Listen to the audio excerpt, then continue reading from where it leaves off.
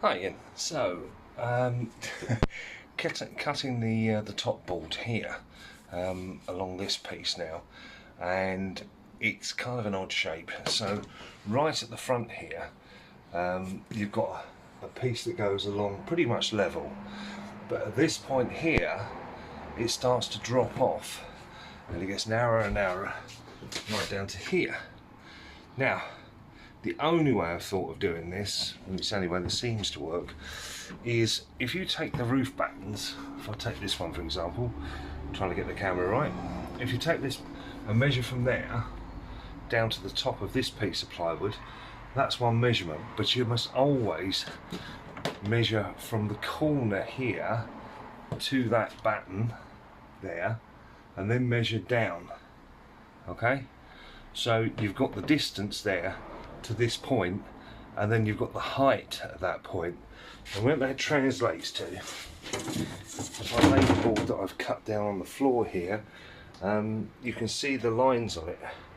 And if you think it's easy, take a closer look at the lines. You can see I've measured it twice, because at one point I realised I was measuring from the wrong end. An easy mistake to make, but always double check your measurements. Can't stress that more. So it's looking good. I've actually offered it up there, and you can see there's a mess of wires still hanging out here where I need to do some tidying up. So the next port of call then is to tidy those wires up, take the solar charger off the wall, because that's going to be mounted the other side of this board, and drill holes for all the cables here that are going to go through that plywood. So once I've done that, I can then put the plywood up, and it should look pretty good. Okay, time to make some big holes.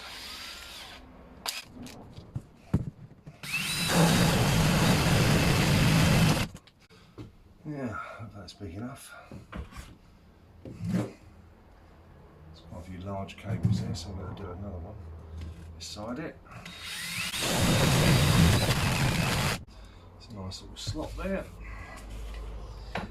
Okay, now comes the tricky bit. Trying to feed all these cables through holes. So what I'm going to do is take the smaller ones at the top, which needs to go in this top hole,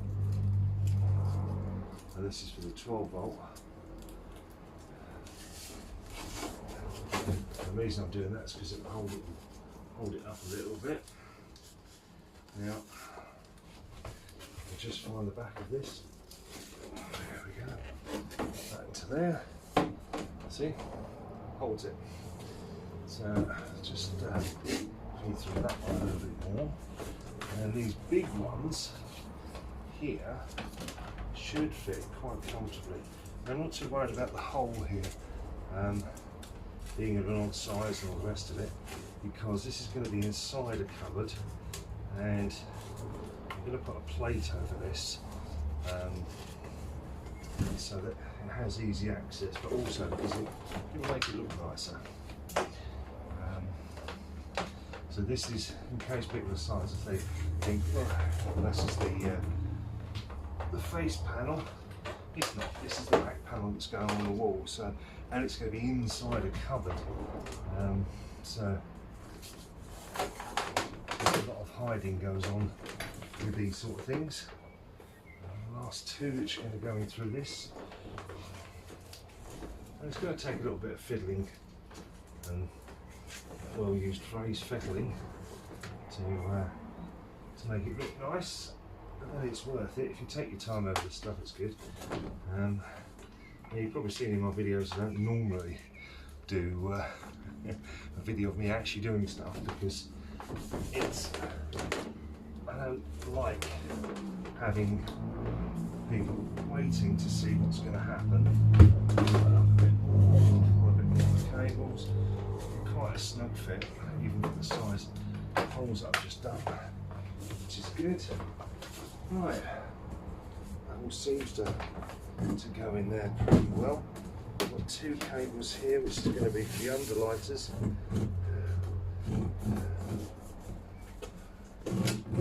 So I'll just feed that through.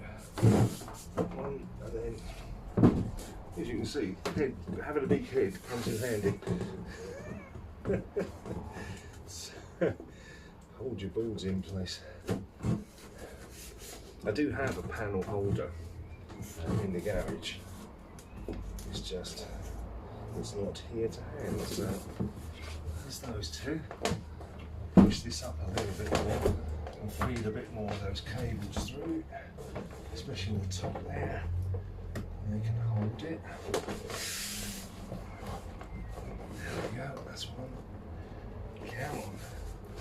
Come through. That's it. There's number two. You see, it holds it pretty well at that end now because I've put that in place. Tidy these up a little bit. Most of this is just doing this. It's just understanding where the board's going to go and how it's going to hold. Right. As you can see, just putting the wires through, it's holding roughly in place. Now what I've got to do is position it and make sure when I position it, all the cables are pretty much in place there. And that is a real tight fit on the top there, which is good. That's what I want. Make sure no pieces are hanging down. There are some cables behind the back there. As you can see, that is a nice flush edge. Okay. I've said before, you buy these guns for about 50 odd quid. They're really good because you can just do that. And one in the top there. As you can see, that's now starting to hold. I'm going to follow the line along the bottom here because these two joints need to be put together.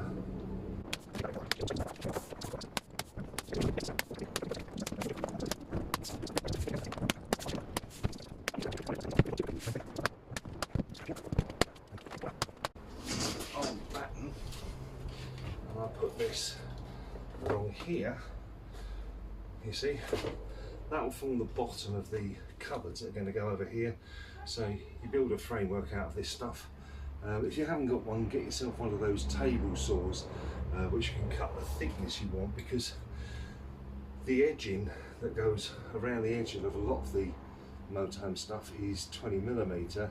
Now if you think that the board itself is 3.6mm, right, that's 7.2 thickness, so you need to cut these less than the 20mm difference, so that when they're compiled together to form a bottom panel and a top panel for the inside of the cupboard, then it's 20mm, and then you can put the edging strip on and it all fits nice. That's the logic behind it. I've yet to do that, but that will come in another video, because for now I've got to carry on down and do the back end down there. And before I can finish that one, I've got to wire the rear view camera into the feeds that go for the back lights. So what I've got is all the cables I mentioned previously that go along there go down to the back of the vehicle, which have the stoplight indicators, that sort of stuff. But what I've also done is I've run in a rear view camera into it, and I'm wiring the power feed for that camera directly off of the lights. It doesn't take much voltage or amps even.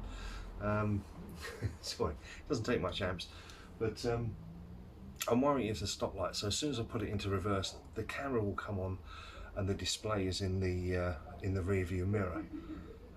So it's just a little section. You can buy those on Amazon or whatever. They're pretty reasonable.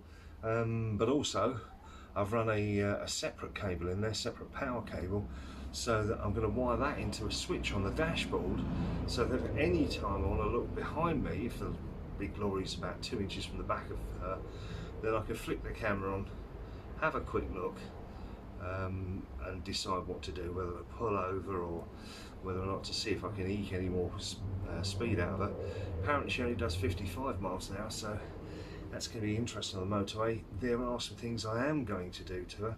There is a limiter on the engine, I suspect that it can probably do at least 65, which is a reasonable turn of speed on a motorway, even in the slow lane, because you're going to get juggernauts coming up behind you at 70, and God forbid they just rammed into the back of you. A lot of the accidents on the motorway are a result of people not paying attention to slow moving vehicles in front of them. So anyway, that's the game plan. So what we do now is measure up that next piece over there, as you can see on my shoulder.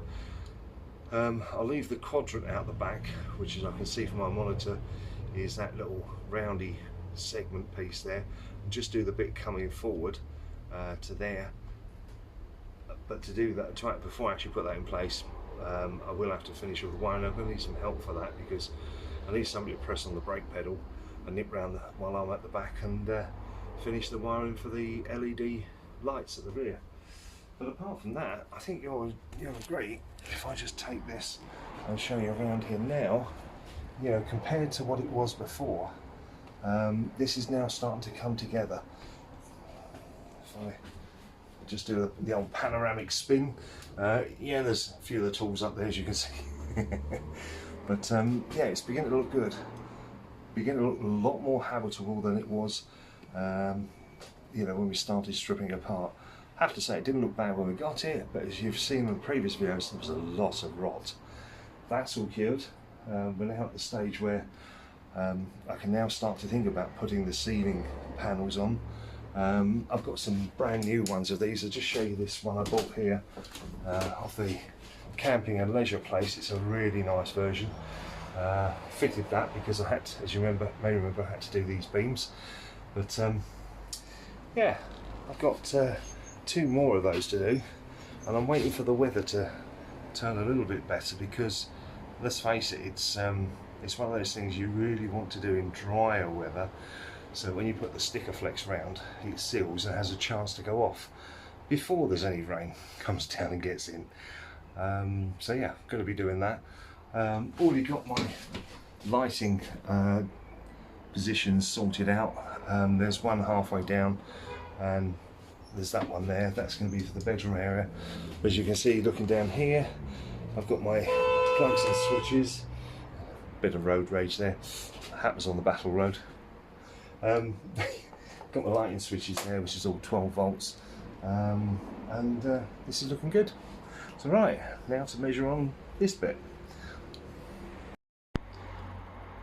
Okay, so we're now down to fitting the roof, and really, you know, when you're doing this sort of stuff, you have to decide how wide your panels are. Now I've got standard 1.2 meter panels. However, these beams are, you know, not always the same distance. You can see there's a few down there and a few down the other end which are different distances, so it's not straightforward. So you have to decide how far you're going to go.